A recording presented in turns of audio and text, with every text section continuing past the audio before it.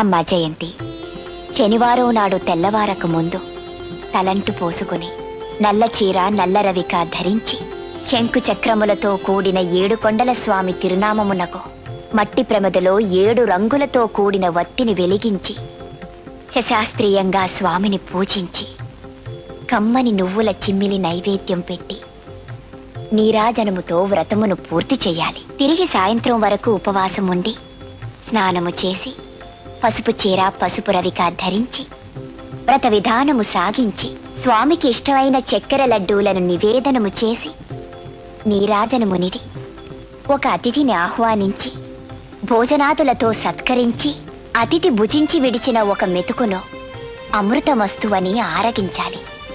అప్పటికి ఆనాటి శనివార వ్రతం పూర్తవుతుంది. ఈ విధంగా 7 శనివారములు వ్రతమును చేసినచో ఉద్దేశి